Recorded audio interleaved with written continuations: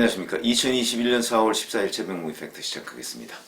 리얼미터가 JTBC 의뢰로 대선 주자에 대한 선호도 조사를 했고요. 근데 여기서 특이한 거는 비선호도 조사를 했습니다.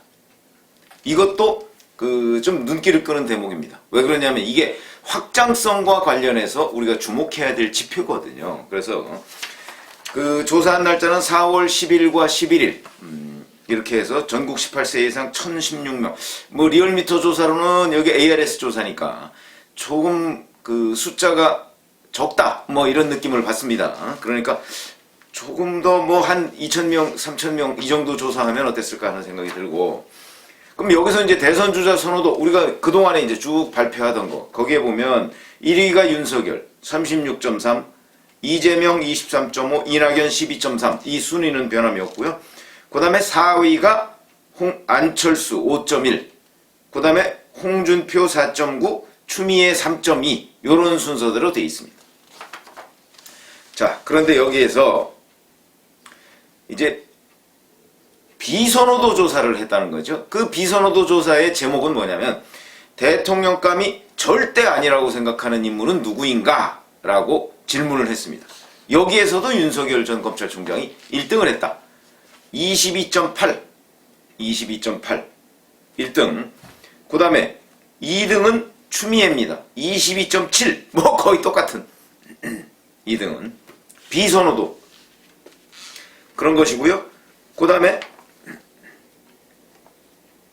대략 이제 그렇게 되고 홍준표 이재명 이런 순서입니다. 이렇게 됩니다. 추미애 22.9, 윤석열 21.0, 그 다음이 임종석 전 대통령 비서실장 11.0, 그 다음에 홍준표 의원 9.4, 이재명 경기도지사 9.2, 이런 식으로 해서 이제 대통령감이 절대 아니다 이렇게 생각하는 사람들이 요 정도 순위로 나왔다 하는 것인데, 자, 윤석열 전 검찰총장의 경우에는 어디에서 가장 크게 비선호도가 나왔느냐? 당연히 호남이겠죠. 그 얘기는 윤석열 전 검찰총장이 이미 국민의힘이나 또는 반문연대 쪽에 섰기 때문에 호남에서 비토가 강한 겁니다. 호남에서는 32%가 저 사람 절대 안 된다. 이렇게 얘기를 했고요. 그 다음에 문재인 대통령의 주력 지지층이라고 하는 40대에서 31.9. 그 다음에 이념 성향별로는 바로 진보층 42.3. 압도적이죠. 진보층에서는 윤석열 전 검찰총장을 거부한다 이런 뜻이죠. 그 다음에 민주당 지지자 중에서는 49.8. 그거는 이제 반문연대 쪽에 윤석열 전 검찰총장이 섰기 때문에 적어도 국민의힘에 입당하느냐 아니면 제3지대로 가느냐 이것만 남은 거 아닙니까? 민주당에 들어갈 가능성 전혀 없기 때문에 민주당 지지자의 딱 절반이 선호하지 않는다. 절대 대통령감이 아니다. 이렇게 생각한다는 것이죠. 이미 윤석열 전 검찰총장의 정치 지형은 국민의힘 쪽, 그러니까 문재인 대통령과 반대쪽으로 이미 정해졌다. 이렇게 본다. 이게 맞는 해석이라고 봐야죠. 자, 그러면 이제 만약에 윤석열 전 검찰총장이 대선 도전을 공식화했을 때 가장 기반이 될 때가 역시 영남권이죠. 그 영남권에서는 어떠냐? 이것도 하나 주목의 대상입니다. 대구, 경북 여기에서 비선호도가 여기에서 1위가 윤석열입니다. 17.4. 17.4. 아니군요. 제가 잘못 알았습니다. 여기에서 1위가 추미애 전 법무장관입니다. 28.6. 대구 출신이죠, 원래. 경북여고를 나왔습니다. 그런데도 그동안 이제 본인의 여러 가지 언행들이 있으니까 그래서 28.6. 2위가 윤석열. 그 다음에 3위가 이재명. 그러니까 추미애가 28.6, 윤석열이 17.4, 이재명이 11.2. 그 다음에 임종석이 10. 이렇게 나왔습니다. 그 다음에 이재명이 6.1. 이런 식으로 나왔고요. 그 다음에 PK에서 그럼 어느 정도냐? PK에서는 윤석열이 21.0 해서 1위를 했고요. 그 다음에 이재명이 9.2. 그보다 앞서서 홍준표가 12.4. 뭐 이런 식의 그 순위를 쭉 보였습니다. 근데 이 이제 선호도와 비선호도라는 건 아까 제가 말씀드렸듯이 선호도는 정말 이 사람을 좋아한다는 뜻이고 비선호도는 이 사람은 정말 안 돼 하는 사람이거든요. 그러니까 비선호도가 높다는 것은 비토파워, 그 사람을 정말 싫어한다 라고 하는 것이 굉장히 많다는 것을 의미하기 때문에 표의 확장성이라는 개념에 문제가 있다, 이렇게 얘기를 할 수가 있습니다. 그러다 보니까 윤석열 전 검찰총장은 검찰총장에 대해서는 호불호가 분명하다, 이렇게 얘기를 할 수가 있겠죠. 지금까지 윤석열 전 총장을 빼면 사실은 이재명 경기도지사에 대한 호불호가 분명했거든요. 그런데 추미애 전 장관은 그렇다고 선호도가 높은 거 아닙니다. 비선호도만 높습니다. 추미애 전 장관의 선호도는요 3.2%입니다.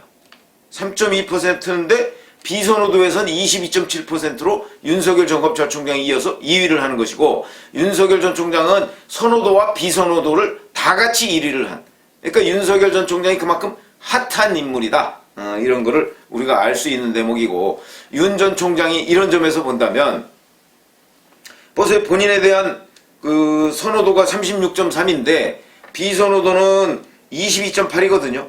그러면 이 두 개를 합치면 59 정도가 대충 되는데, 그러면 이제 그것도 저것도 아닌 사람들이 한 40%쯤 된다는 뜻이죠. 그러면 이 40%를 어떻게 자기한테 지지하도록 하느냐 하는 데에 윤석열 전 총장의 성공 가능성이 달려있다, 이렇게 얘기를 할 수가 있습니다.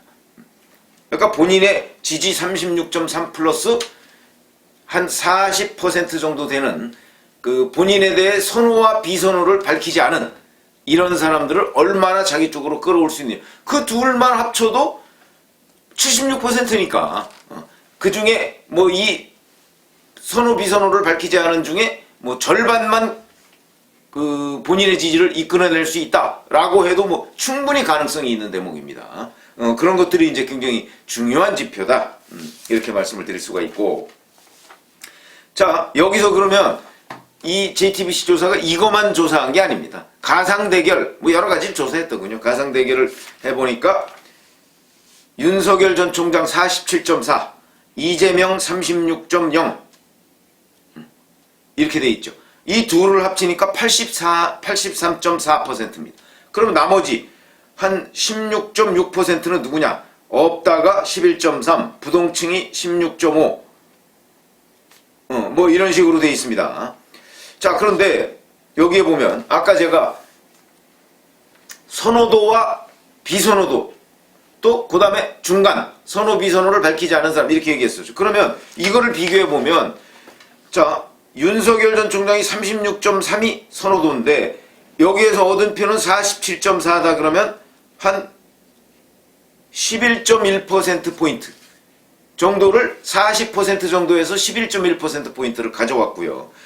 그냥 단순하게 계산하면 이재명 지사의 경우에는 선호도가 23.5니까 36이면 한 12.5%포인트 정도를 거기서 가져갔다. 그러면 12.5와 11.1%포인트 이러면 그 40.1%를 이재명과, 그러니까 만약에 맞대결 했을 경우, 윤석열 이재명이 맞대결 했을 경우 이재명과 윤석열 중에서 이재명 지사가 조금 더 가져갈 수 있다. 현재로서는 그렇다는 얘기죠. 현재로서. 그런데 만약에 왜 그러냐면 이재명 지사의 경우 본인이 안동 출신 아닙니까? 그러다 보니까 대구 경북에서 비선호도가 좀 낮습니다. 아마 자기 지역 사람이다 뭐 이런 것 때문인 것으로 보이는데, 만약에 이재명 지사가 민주당 공천으로 출마를 하고 윤석열 검찰총장이 만약에 국민의힘이나 제3지대라면 좀 모르지만 국민의힘 공천을 받아서 출마한다고 할 경우에 국민의힘의 주요 지지 기반이 어딥니까? 대구 경북 아니겠습니까? 이렇게 되면 대구 경북에서 윤석열 전 총장의 선호도가 확 올라가고 비선호도는 지금보다 내려갈 가능성이 매우 높다, 이렇게 보이죠. 그러면 이거에 반대해서 이재명 지사의 비선호도가 대구 경북에서, 아무리 대구 경북 출신이지만 대구 경북에서 올라갈 가능성이 있다.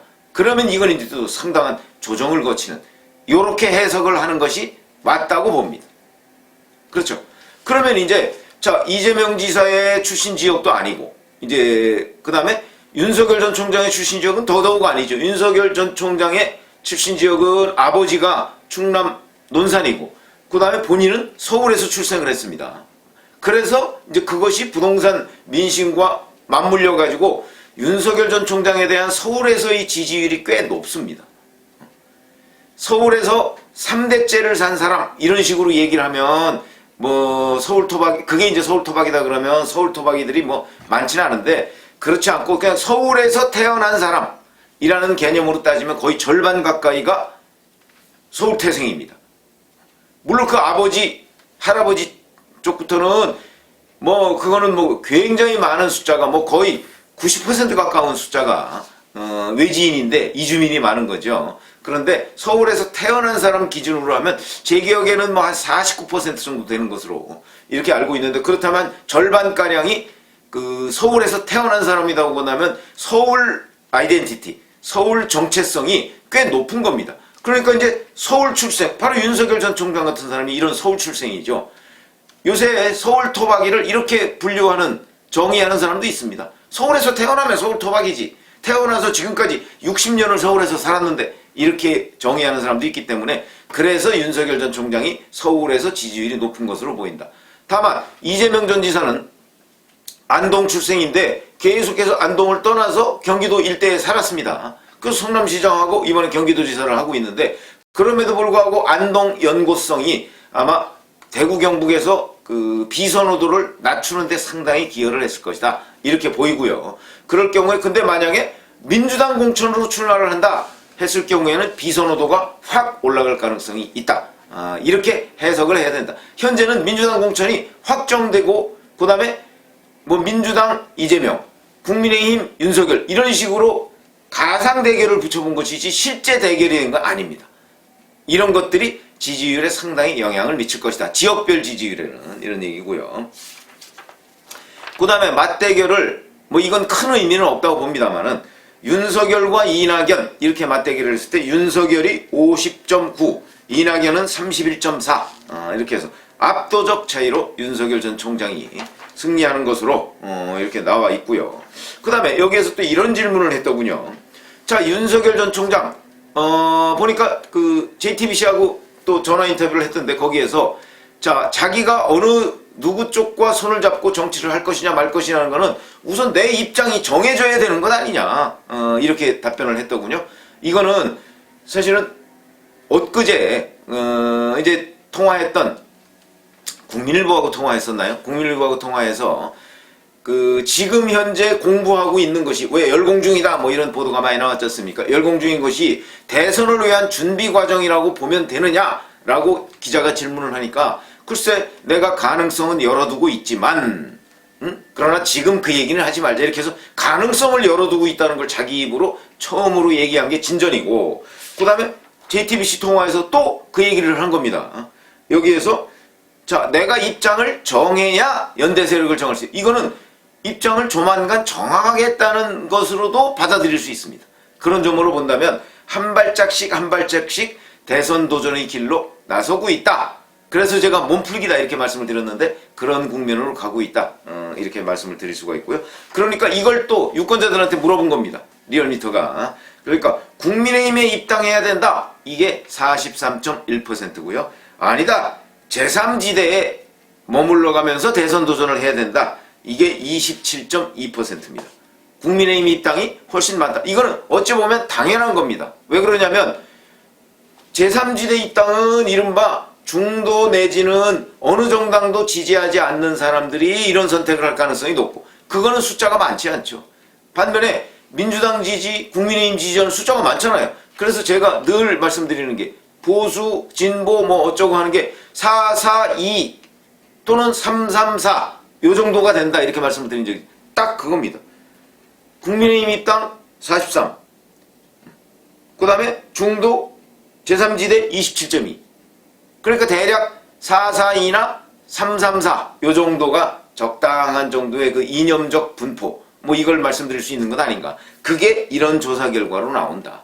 그래서 뭐 사실 참고할 때는 결국은 내가 어느 세력과 연대할 때 나한테 유리할 것인가 하는 부분을 윤석열 전 총장이 충분히 감안해서 그 연대 파트너를 정해야 하지 않을까. 근데 그 여론조사 결과도 이렇게 나왔다 하는 말씀을 드리고, 오늘은 선호도와 비선호도 조사라는 것이, 특히 비선호도 조사라는 것이 무엇을 의미하느냐 하는 부분에 관해서 말씀을 드렸습니다. 감사합니다.